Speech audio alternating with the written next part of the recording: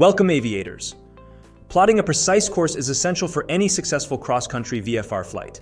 I'm here to guide you through the process with this step-by-step tutorial. In this lesson, we'll be going over everything you need to plan and fly your cross-country flight. For today's example, we'll be starting at our company's hometown airport, Rochester, New York. We will then plan our flight to an airport that is 62 nautical miles southwest of Rochester called Wellsville. By now, we should have already familiarized ourselves with the destination airport. It's crucial to examine the airport diagram and the Airport Facility Directory, AFD, to understand the type of airspace, determine whether the airport is towered, non-towered, or partially towered, and be aware of the operating hours. Other critical planning information is knowing airport field elevation, runway lengths, runway lights, radio frequencies, any posted pattern altitude or direction changes from standard, and identifying surrounding obstructions and obstacles such as radio towers, mountain peaks, or any other objects that pose a risk to our approach or flight path. So we don't miss anything. We like to use an acronym NWCRAFT, which reminds us of checking the NOTAMs, weather, known ATC traffic delays, runways of intended use, alternates if required, fuel requirements, and takeoff and landing distances in order to ensure a safe flight to our destination. To begin planning your flight, you will need an up-to-date sectional chart. VFR sectionals are updated every 56 days, so ensure you are using an up-to-date version to plan your flight. Here we have the Detroit sectional. In order to begin, you will need to have the entire flight sectional plotter in hand. The first step is to line up the straight edge of the plotter between the departure airport to the arrival airport. Then, use a pencil to plot a straight line beginning at the departure airport and ending at your arrival destination. If the distance exceeds the length of the plotter, continue moving the plotter in the direction towards the destination airport and ensure to keep the line straight and true. After drawing a line between the departure and destination airports, you will use the nautical mile side of your plotter to measure the total distance of your flight route. Again, if this distance exceeds the length of your entire flight plotter, you will simply mark the spot at the end of the measuring ruler. Move your plotter forward, and then continue measuring until you reach your destination. Then, add the total values to give you the distance between your locations. When plotting your course, be mindful of your course traveling through military training areas, restricted areas, TFRs, parachute jumping zones, and different controlled airspaces. Sometimes you will have to plot around these types of areas. After measuring the total distance between the airports, which is 62 nautical miles, we will now check the maximum elevation figures along the route to be aware of any man-made or natural obstacles. This helps us choose a safe cruising altitude for our flight. Looks like we'll be traveling through 4 quadrants, with our highest quadrant being 3,200 feet. Now that we have a general idea of our safe altitudes, it is now time to select our checkpoints. These checkpoints will be visual points of reference along your route to help you navigate during your VFR flight. Some examples of ideal checkpoints are prominent landmarks, roads or rivers, distinctive geographical features, or any other point of reference that will be uniquely distinguishable from the air. As a rule of thumb, you'll want to space your checkpoints out approximately 10 to 20 nautical miles apart. Let's look closer at the sectional along our route between Rochester and Wellsville and see if we can pick out a few ideal checkpoints. After departing the Rochester airport, the first checkpoint we will use for our navlog is the town of Avon, also noting the highway to the east for reference. It's best to draw a line perpendicular to your course so you can easily measure the leg distance between each checkpoint later on. This will be crucial when filling out your navlog and determining estimated flight times and fuel burns between your checkpoints. The next checkpoint we can use is the town of Geneseo. Note that some towns and prominent landmarks such as this are marked with a magenta flag on the VFR sectional. These magenta flags annotate commonly used and visually discernible VFR checkpoints that can be seen easily from the air. The town also has a grass strip airport, which we'll keep an eye out for during our flight. Continuing down our flight path, we can look out to the east and see the Dansville Airport as our next point of reference. Then, our course will fly us directly over a set of power lines and a small mountain skiing area, which will be our next checkpoint on our navlog. As we continue flying southwest, getting closer to our destination, we will come across a highway as well as some large-sized towers.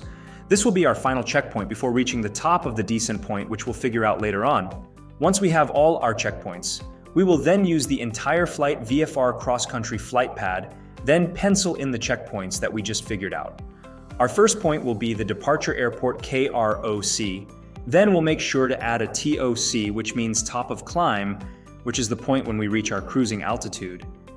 We'll have a better idea of where this point will be once we go over airplane performance and weather. Moving forward, we'll continue adding our checkpoints to the navlog, which next is the town of Avon, then Geneseo, then the power lines and ski area, then the highway and towers, and then the TOD, which is the top of descent, which we'll figure that point out soon. And the last thing we'll pencil in is the destination airport KELZ. Something to note, you can always add a second page for your navlog in case you have a longer distance to travel and have more checkpoints to add. The next column is the VOR column. We can use Rochester's VOR, which is 110.0, and pencil the Morse code into the space. Don't forget to identify to make sure the VOR is active and you're on the correct frequency. We didn't use a VOR in this example, but you could have a VOR as a checkpoint and tune into the radial to find your position over the ground. The next column is the true course column. This is where we'll take our rotating plotter and place the center hole grommet over the penciled course and line up the 0 degrees and arrows north with lines of longitude, which is true north. Once they are aligned, we can then read the course displayed on the rotating plotter. Our true course is 193 degrees. Now we can go back to the navlog and pencil in 193 degrees all the way to Wellsville since our course does not have any directional changes. The next column on the navlog is the altitude column. This is where we'll choose and pencil in our altitude for the flight down to Wellsville. Some things we need to know is that it's a requirement to fly at a certain altitude for a VFR cross-country flight based on magnetic course. For example, if we fly any direction from 0 to 179 degrees, we have to fly at odd thousands plus 500 feet, such as 3,500 feet, 5,500 feet, and so on. If we fly in a direction of 180 to 359 degrees, we have to fly at even thousands plus 500 feet, such as 4,500 feet, 6,500 feet, and so on. For this flight based on our course, we'll have to fly at even thousands plus 500 feet.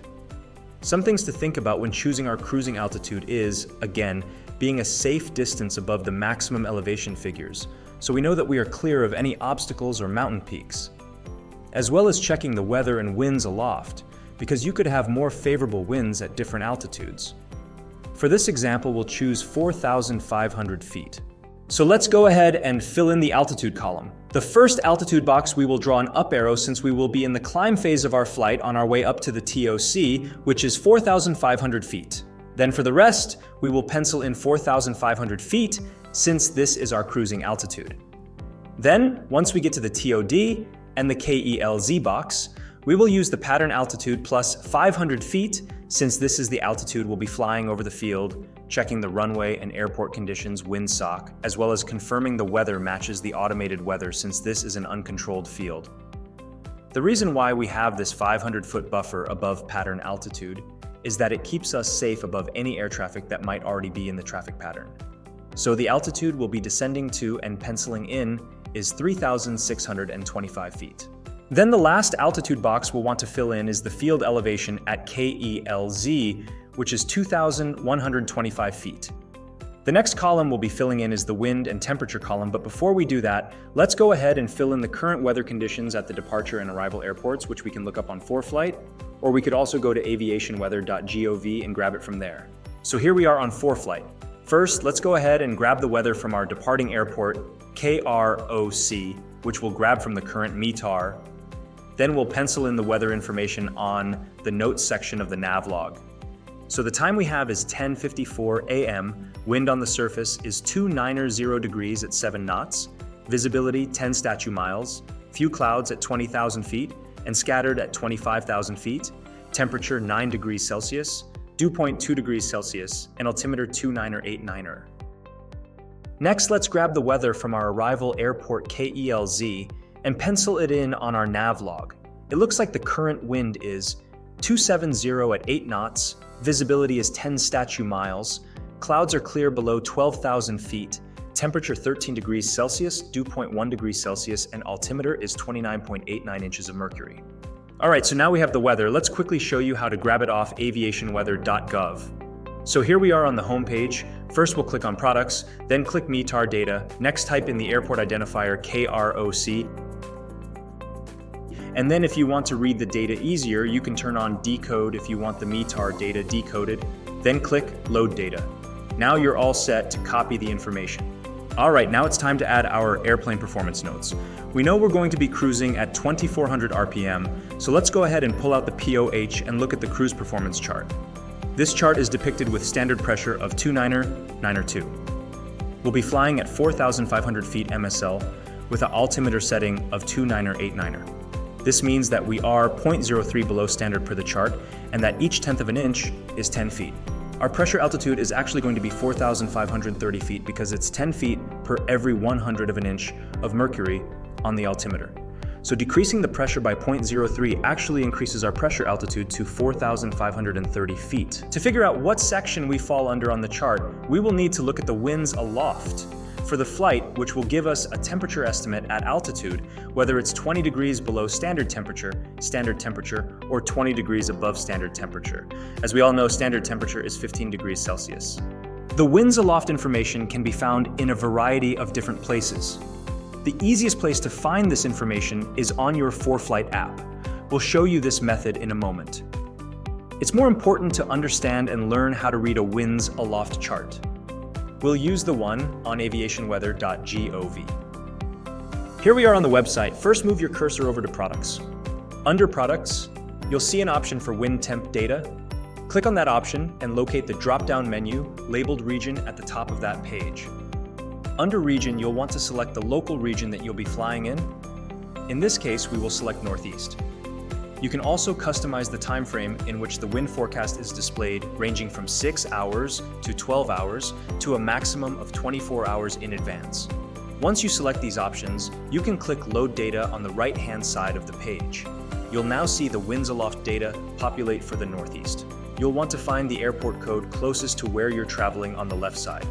In this case, winds aloft data is published for Buffalo BUF and Syracuse SYR, so we will use Buffalo as the closest reporting center for our flight, as this is closest to our location. Now let's go over how to read the winds aloft chart starting at the top. First, we want to confirm when the chart is valid for use. We can see that it's valid on the 12th for use during 1400 to 2100 Zulu. Also, it's important to see that the temps are negative above 24,000 feet in degrees Celsius. Another thing to note is all altitudes through 12,000 feet are in MSL, mean sea level. Then, everything above 18,000 feet are pressure altitudes. Then we notice some blank spots, which means no winds are forecasted within 1,500 feet of station elevation. Also, we know that no temperatures are forecasted within 2,500 feet of station elevation. As we look along the top, we notice the published altitudes that the data corresponds to. You can see that it begins at 3,000 feet and goes to 6,000 feet, then goes to 9,000 feet, and so on, all the way up to 39,000 feet. The data in the rows and columns gives wind direction, wind velocity, and temperature for the corresponding altitudes and locations within the chart.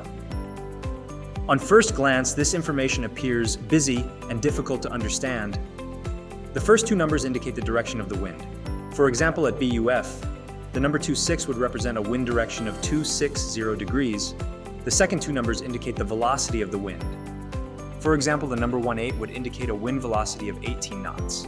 If you see a 9900, this means the winds are light and variable at the station. The third pair of numbers provides the temperature at that altitude with the plus or minus sign, indicating a temperature above or below 0 degrees Celsius. You'll notice that no temperature information is given at 3,000 feet MSL. Again, this is due to the altitude at which the station is located. Also, the high-level temperatures don't have pluses and minuses next to them. This is because most temperatures above 24,000 feet are below 0 degrees Celsius. Then another thing to mention is if we look at the BUF station at 39,000 feet, we see just a bunch of numbers. And the way to read this is, the first two numbers are 29, which means our wind direction is 290 degrees. Then the next two numbers are 56, which means the wind speed is 56 knots. Then the last two numbers, since everything above 24,000 feet will not display a negative symbol, it means the temperature is minus 60 degrees Celsius. But what if the number changed to this, 795660, which you will see these strange, high first digit numbers on different winds aloft forecasts. This means anything over 360 degrees for wind directions, which isn't possible, tells us that the wind speed is greater than 100 knots. And since they can only have 6 numbers, you actually subtract 5 from the first number in this example, which gets you back to 290 degrees. Then you will add a 100 to the 56, which gives us a wind speed of 156 knots, and then the temperature remains the same at minus 60 degrees Celsius. And that's how you decipher anything above 100 knots in wind speed. And then one more thing is, if you saw a 7799, this means that winds are actually over 200 knots. So now that we know how to read a winds aloft chart, we have to figure out what our winds and temperature aloft is at our cruising altitude, which is 4,500 feet. Again, this is easily accessible on the EntireFlight app, but it's important to know how to calculate it manually.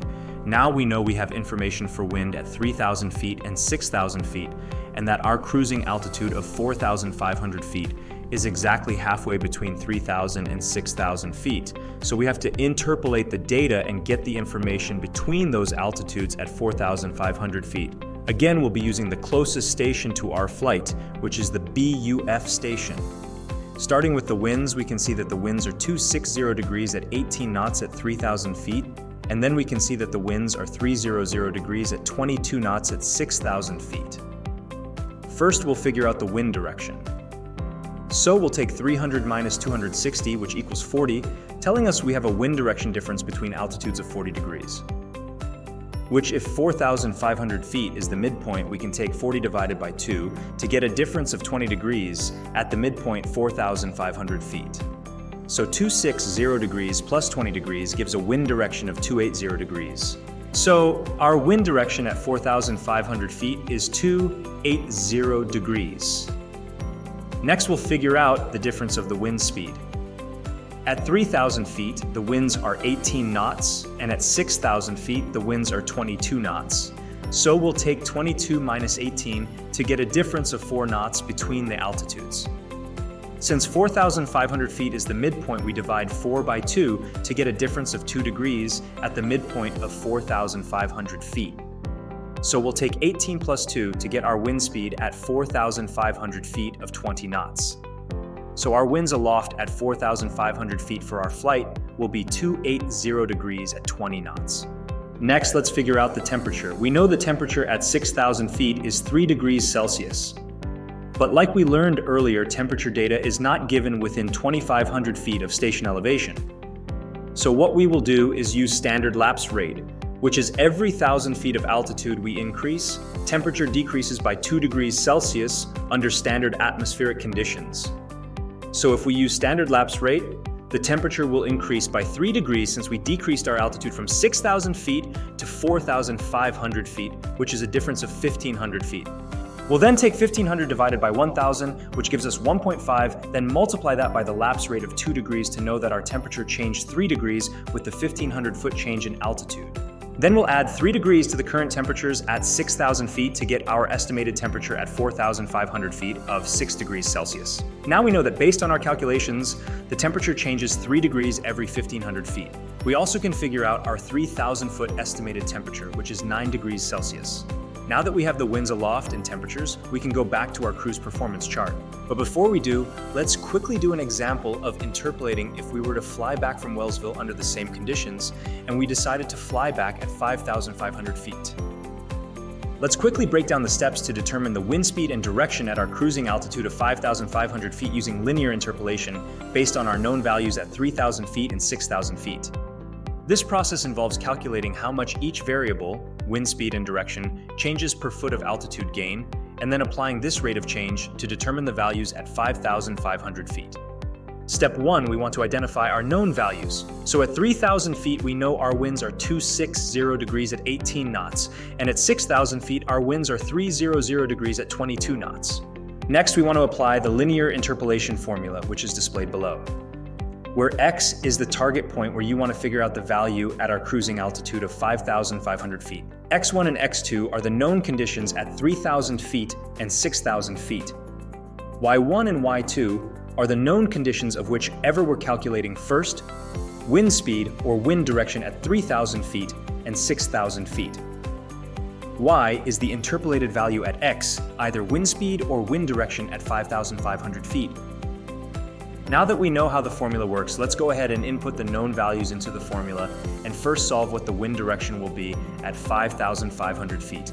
Y, which is our cruising altitude of 5,500 feet, equals the wind direction 260 degrees plus, in parenthesis, 5,500 feet minus 3,000 feet over 6,000 feet minus 3,000 feet, then multiply in parenthesis 300 degrees minus 260 degrees.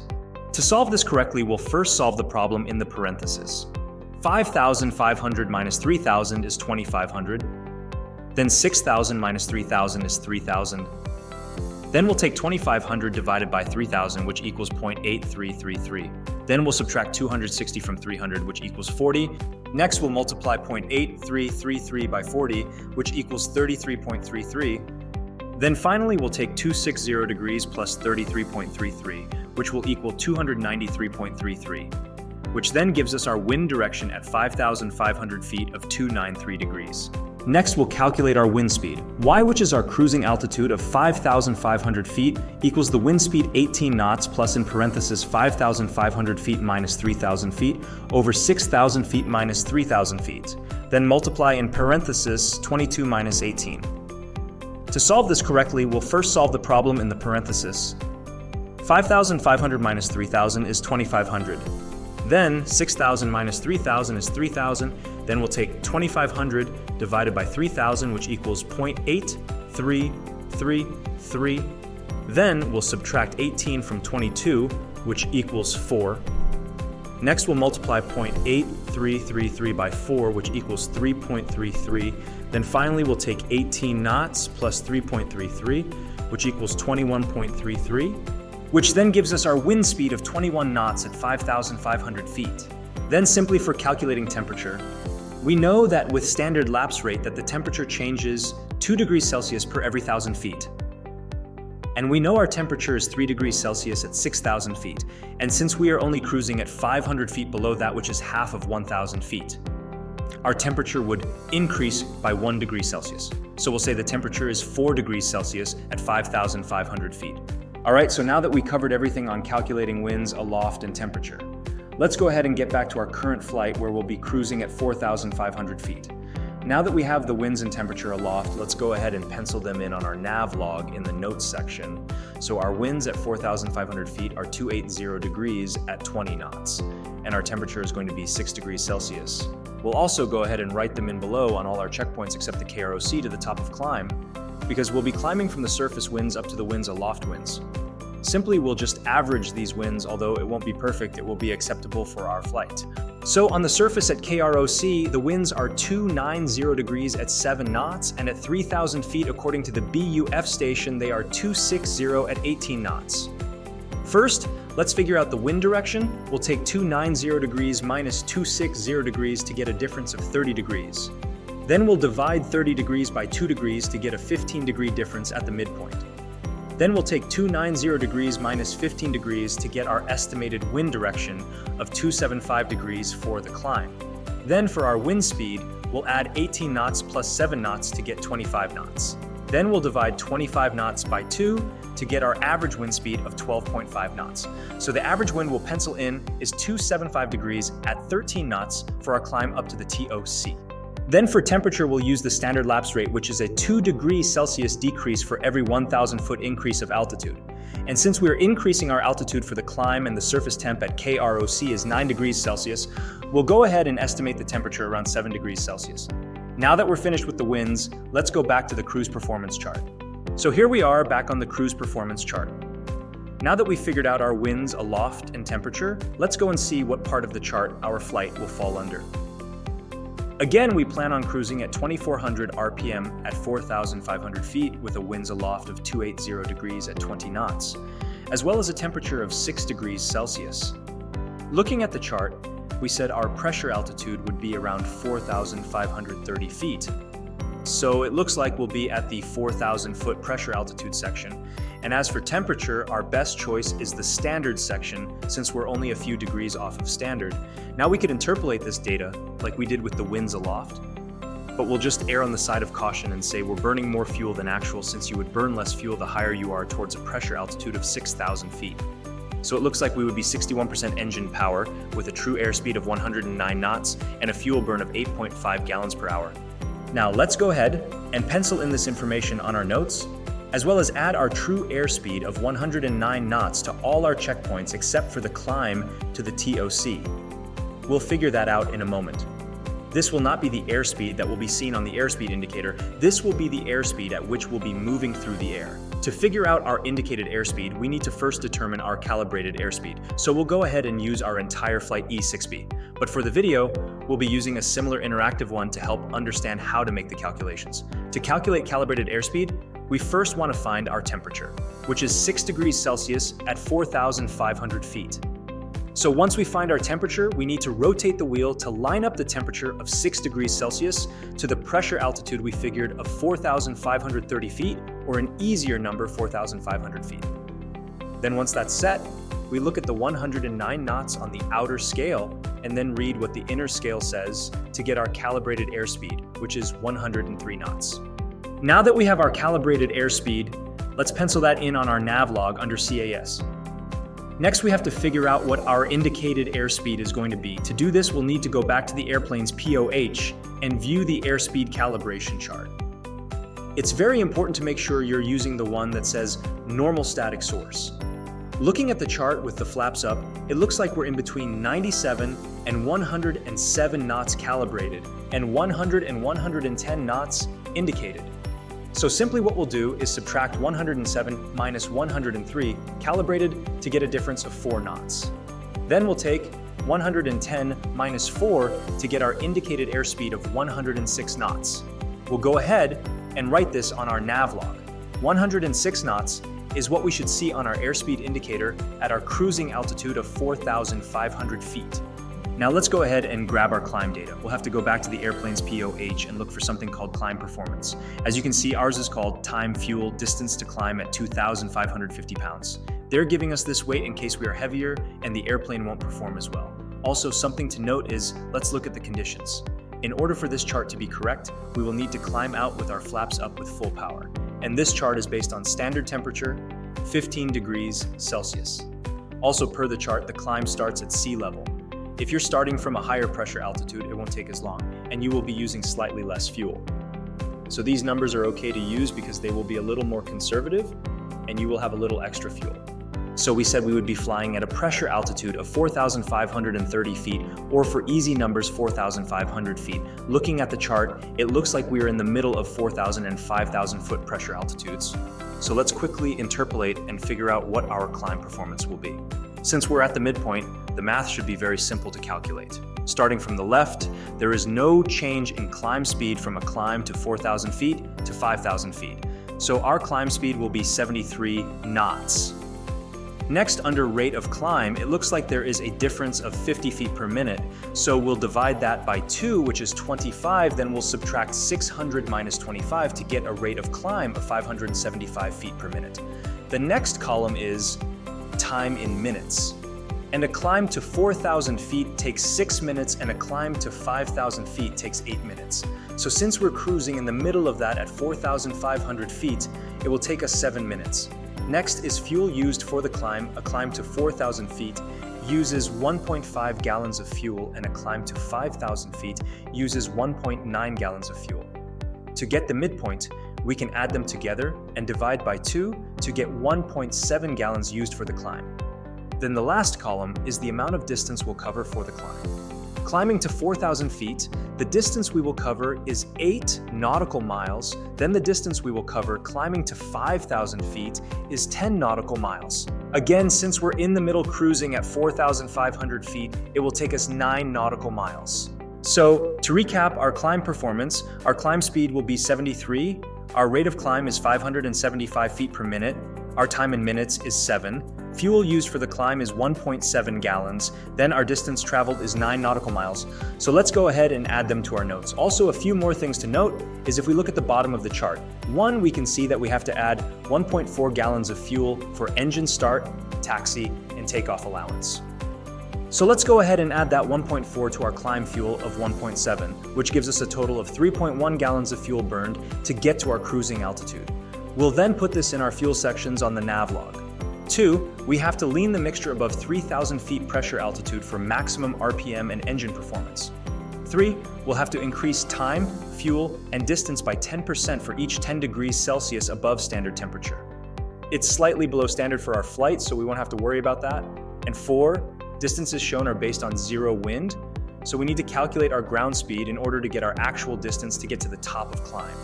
To find that, we need to know our true airspeed, which we don't have yet. So to calculate that, we can use our indicated airspeed that was given to us of 73 knots. Next, we'll have to pull out the airplane's POH and work opposite of our previous calculation. The first step in calculating back and forth from true and indicated airspeed is always to find the calibrated airspeed first. To do that, we need to look at the airspeed calibration chart. Here we are back on the chart, and again we'll be taking off with flaps up. It looks like 70 knots indicated is 70 knots calibrated, and 80 knots indicated is 78 knots calibrated. Now notice they don't change at the same rate. Indicated airspeed goes up 10 knots from 70 to 80 knots, which is a difference of 10, but under calibrated, the airspeed goes from 70 to 78 knots, which is a difference of 8. We can interpolate these numbers to be exact, but since we are so close to 70, I would estimate our calibrated airspeed to be 73 knots. Next, we'll pull back up the E6b. Our true airspeed will be changing while we're climbing, so we will use a pressure altitude of around 2,500 feet for our calculation. Like we said earlier, we'll use a temperature setting for the climb at 7 degrees Celsius, and what we'll do is rotate the wheel and set 7 degrees Celsius to a pressure altitude of 2,500 feet. Once that's set, we'll go ahead and look at the inner scale to view our calibrated airspeed of 73 knots, and then look at the outer ring to view our true airspeed of 75 knots, which will then pencil in on our nav log. Now it's time to move on to the wind section so we can take our course and figure out what our true heading is going to be. We know our true course is 193 degrees, so now we have to take the wind data we got to figure out what our true heading will be. Our true heading is the heading we will fly in relation to true north, so we can stay on course all the way to our destination. There are still a few more things we'll have to figure out if we want to use our heading indicator to stay on course, but this is where we'll begin. To figure out our true heading, we'll need to pull out our E6b, but this time we'll be using the wind side. So here we are on the wind side of the E6b. We know that during our climb out, our winds are 275 degrees at 13 knots. First, we want to make sure we start with the center grommet over the 100 mark. Then we'll turn the wheel to set our wind direction under the true index of 275 degrees. Then from the 100 mark, we'll count up 13. Each line equals 2. Then once that's set, we'll rotate the wheel until we get to our true course of 193 degrees. Then once that's in place, we need to slide the mark down to our true airspeed for the climb out of 75 knots. Now, it's important to move the actual mark down to the true airspeed, in our case, the 75 knot line, and not down to the center grommet. Then finally, we can read our wind correction angle. The lines from left to right are in 2s, and then if the mark you made falls on the left side of the scale, you subtract from your course. And if your mark falls on the right side of the scale, then you add the number to your course. It looks like our mark is on the right, so we will add 10 degrees. So let's go ahead and pencil in plus 10 degrees on our nav log in the wind correction angle box. Then for our true heading, we can add 10 degrees to 193 degrees to get a true heading of 203 degrees. Then while we still have our E6b set up for this calculation, we can also read what our estimated ground speed is going to be, which will be displayed on the center grommet, which looks like 72 knots. Then we can pencil that in under the ground speed column in our climb out information. Now that we figured out our true heading, next we have to figure out our magnetic heading, and to do this we have to look at the VFR sectional to check our magnetic variation. It looks like the closest isogonic line says 11 degrees west, which I've circled. Now to know whether to add or subtract the 11 degrees, I use a saying that goes like east is least, which we subtract, and west is best, so we add. So in the case of it being west, we will add 11 degrees. So we'll go ahead and pencil in plus 11 in the magnetic variation column. Then we will add 11 degrees to 203 degrees to get our magnetic heading of 214 degrees. Now that we have our magnetic heading, we can now get our compass heading. But before we do that, we have to look at our compass deviation. And now every airplane's different. So we'll have to look at the compass card on our airplane so we know if we have to add or subtract to our heading. Here's the compass card on our airplane. It looks like we have to steer a 209 heading to get a 210 heading. So if our magnetic heading is 214 degrees, which is closest to the 210 degrees shown, we would subtract 1 degree for our compass deviation. So we'll go ahead and pencil in -1 degrees for our compass deviation. Then 214 degrees minus 1 degree is 213 degrees for our compass heading. We'll go ahead and pencil 213 degrees. This will be the heading we will fly for this leg. Let's go ahead and do this all one more time for our cruise altitude so that you really understand how to do it.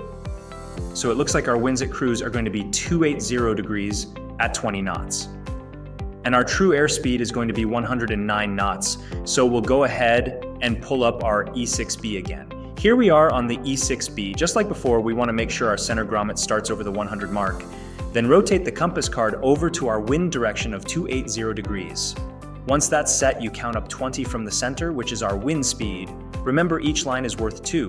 Now once that's set, we have to spin the wheel to our true course of 193 degrees, and then once that's set, we want to slide the mark up to our true airspeed of 109 knots. Again, not the center grommet. Then once that's set, we can read our wind correction angle of +11 degrees, which we can pencil in on the rest of our legs since our winds don't change for the rest of the flight. Then we can also read our ground speed on the center grommet, which is 106 knots, which will also pencil in on the rest of the legs. Then we'll go ahead and add 11 degrees to 193 degrees to get our true heading of 204 degrees. Then for the magnetic variation, it looks like our flight stays within 11 degrees west, so we'll add 11 degrees to the 204 degrees to get our magnetic heading of 215 degrees. Something to note, it's possible your flight can travel through another isogonic line, so make sure you're always using the closest one to that checkpoint. Then we'll go ahead and recheck the compass card, and it looks like we have to steer 209 degrees to fly 210 degrees. So to fly 215 degrees, we'll have to subtract 1 degree from our magnetic heading to get a compass heading of 214 degrees.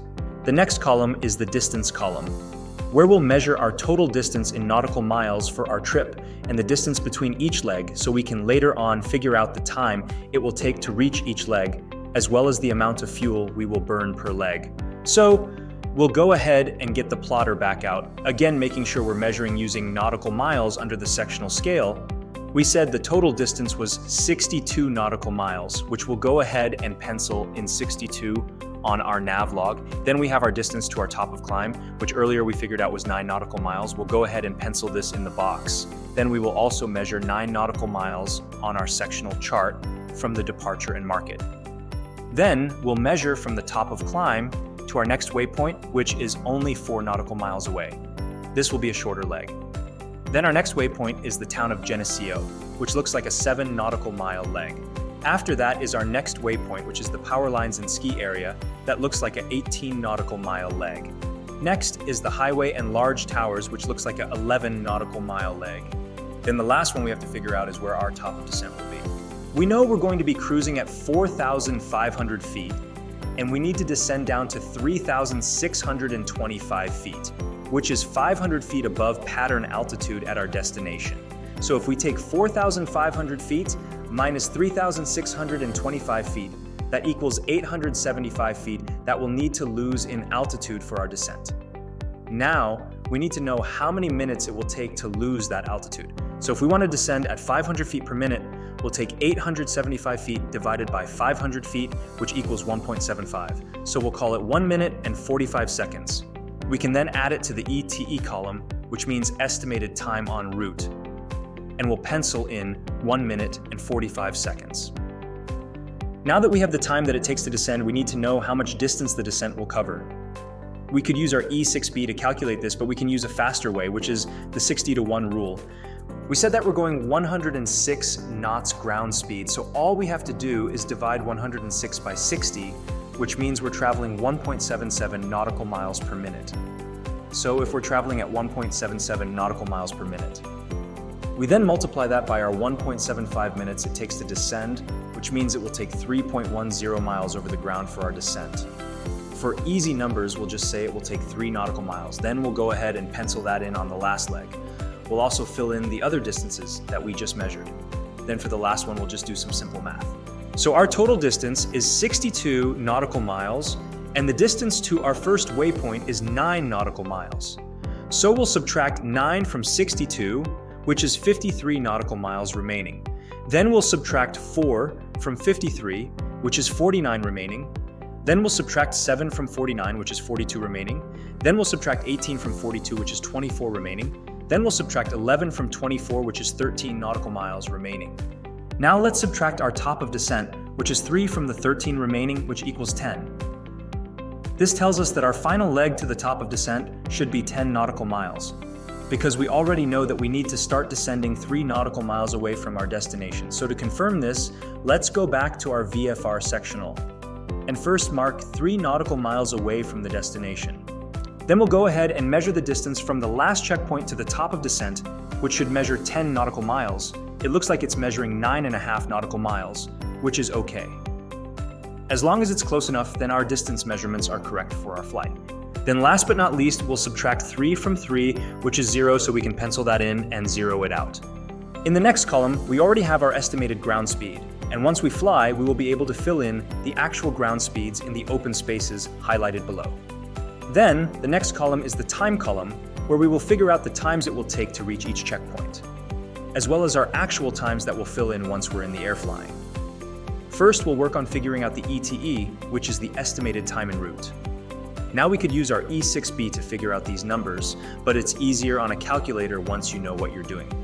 So the first box, which is the estimated time it will take from departure to the top of climb, we know that the distance is 9 nautical miles, and our estimated ground speed is 72 knots. So, to figure this out, we know that knots are nautical miles per hour, so we need to divide 9 by 72, which equals 0.125 hours. Next, we have to convert it to minutes, which will take 0.125 hours times 60, which equals 7.5 minutes. We know that simply 0.5 of a minute is 30 seconds, but if it is a more confusing result, you can then take the fractional part after the decimal point, which in this case is 0.5. Then you would multiply that by 60, which is seconds, to get your result of 30 seconds. So this leg would take an estimated 7 minutes and 30 seconds, which we'll go ahead and mark it in the ETE column. All right, so we'll go ahead and calculate one more so you truly understand how this is done. Our next leg, which is a short leg, is from the TOC to the town of Avon, which is a 4 nautical mile leg. And our ground speed is estimated to be 106 knots. So just like we did before, we'll take the distance, which is 4 divided by the ground speed, which is 106, which equals 0.0377 hours. Then we'll multiply 0.0377 by 60, which equals 2.26 minutes. 0.26 minutes is just over a quarter of a minute, but to be accurate, we'll take the fraction after the decimal, which is 0.26, and multiply that by 60, which equals 15.6 seconds, which we'll just call it 16 seconds. So this leg will take an estimated 2 minutes and 16 seconds to complete. We'll go ahead and mark it in the ETE column for this leg. Then we'll go ahead and finish the rest of the calculations and mark them on the nav log. The next part of the times column we have to fill in is filling in the ETA, which is the estimated time of arrival. There is a place to mark your takeoff time, which you could fill in now, but as we all know, we can't estimate our exact takeoff time. So make a note of your takeoff time and then pencil it in when able. Then just add up the times as you go down through the legs and total it below. So 7 minutes and 30 seconds plus 2 minutes and 16 seconds is 9 minutes and 46 seconds. Then plus 3 minutes and 58 seconds is 13 minutes and 44 seconds. Then you would continue adding up the times which I've already calculated, which adds up to 37 minutes and 33 seconds. Then once you take off, start the stopwatch, and as you're crossing each checkpoint, write down your actual stopwatch time of arrival at each checkpoint. Then the last thing we need to do on the nav log is figure out the fuel that will burn per leg, as well as the total fuel for the flight. We already know we'll be burning 3.1 gallons of fuel for the start, taxi, run up, and takeoff. Then for the remaining legs, they will be calculated based on the estimated time each leg takes. And the 8.5 gallons of fuel will burn per hour that we calculated earlier. We know our first leg is going to take an estimated 2 minutes and 16 seconds. So to figure out our fuel burn for this leg, we'll take out our E6b to do the calculation. Here we are back on the E6b. The first thing we need to do is set 8.5 gallons on the outer scale. Then we'll find 2 minutes and 16 seconds on the inner scale. And if we look closely on the outer scale, it tells us that we will be burning about 0.32 gallons for this leg, which we'll pencil in on our nav log. Next, we'll go ahead and do one more. It looks like the next leg will take us an estimated 3 minutes and 58 seconds. So with the E6b still set, we'll go ahead and look for a mark just under 4 minutes on the inner scale. And then if we look on the outer scale, it shows we'll burn about 0.56 gallons for this leg. Then we'll go ahead and pencil in 0.56 on the nav log. Now that you understand how to calculate fuel burn, we'll just go ahead and fill in the rest. Now that we have all the fuel burns for each leg, we can now go over whether or not we'll have enough fuel for the trip, as well as will we have enough fuel reserves to be legal. We know with the tanks full, we have a usable fuel of 53 gallons, which we'll go ahead and place in the fuel information section. Then we can start subtracting from 53 gallons with the estimated fuel amounts we burn from each leg. So 53 minus 3.1 equals 49.9. Then we'll subtract 0.32 from that, which equals 49.58. Then subtract 0.56, which equals 49.02. And we'll continue down the legs until we subtract our final leg's fuel burn, which I have filled in. Then one thing we'll add at the end is some extra fuel for the traffic pattern. For example, let's say the time in the pattern takes an estimated 10 minutes. Then that would be an additional 1.4 gallons of fuel that we'll also want to subtract. So the estimated remaining fuel that we're going to have after the flight is 44.25 gallons. Then we'll go ahead and finish up the fuel information section. We'll go ahead and subtract the 1.4 gallons for engine start, taxi, run up and take off from the usable fuel of 53 gallons to get our takeoff fuel, which is 51.6. Then for the fuel required for the trip, we'll go ahead and total up the en route cruise fuel for each checkpoint after the climb, which is 5.65 gallons. Then for the fuel reserve required, we know we need at least a half hour of additional fuel for a flight in the daytime, and 45 minutes of extra fuel for a flight at night. So this flight will be during the day, and we know we burn 8.5 gallons of fuel per hour. So we'll divide 8.5 by 2, which is 4.25 gallons, which means we'll need 4.25 gallons of extra fuel, which we'll go ahead and pencil in. Then we'll go ahead and add the 1.4 plus 1.7 plus 5.65 plus 4.25, which equals 13 gallons of fuel that is required for the flight. We'll go ahead and pencil this in, and now the nav log is complete. Now let's head back to the front of the VFR cross-country flight pad and start filling out some basic information. Here at the top we can fill in the date, the airplane's hobs and tack out, the airplane's tail number, and the departure time. Then below that we can fill in the departure frequencies such as Rochester's ATIS, as well as the Rochester clearance, ground, and tower frequencies, and departure once we receive it. Then right of that, after we crank the engine, we will input the Rochester ATIS information. Then below that, when we receive it, we'll input our clearance instructions and taxi instructions. Then in the notes section, I personally like to do one thing at the top left to help make the best clearance call, which is write down the type of departure, which in this case is VFR, as well as the altitude we're going to fly at, which is 4,500 feet. Then direct to KELZ, as well as writing down that I would like to request flight following so I don't forget to ask. Then a couple other things we could add here are some VOR frequencies. In this case, the Rochester VOR, which is 110.0, and then whatever center frequency we could possibly get transferred to, which in this case would be Cleveland Center, which is 124.325. Then one other thing I like to do is draw the airport diagram with runway numbers in relation to how I would approach the field, as well as where the wind is coming from. So when I overfly the field at 500 feet above pattern altitude to check the conditions, I can draw out the scenario on how I would enter the traffic pattern. If the wind stayed the same, I would be landing runway 28. Then below that we have our arrival frequencies. KELZ is untowered, so we'll listen in on the ASOS to get our weather, which that frequency is 119.275. As for the approach, again it's untowered, so we can leave that blank. Then for CTAF Unicom, that frequency is 123.0, which is what we'll be making our position and traffic calls on. There is no ground frequency, so we can leave that blank as well. To the right of that is where we'll copy all our weather information once we receive it.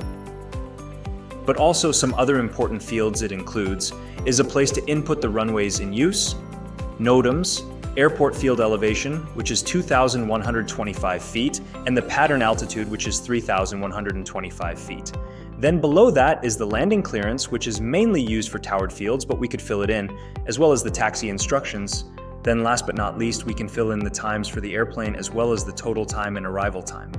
Well, this concludes the tutorial on how to plan a VFR cross-country flight.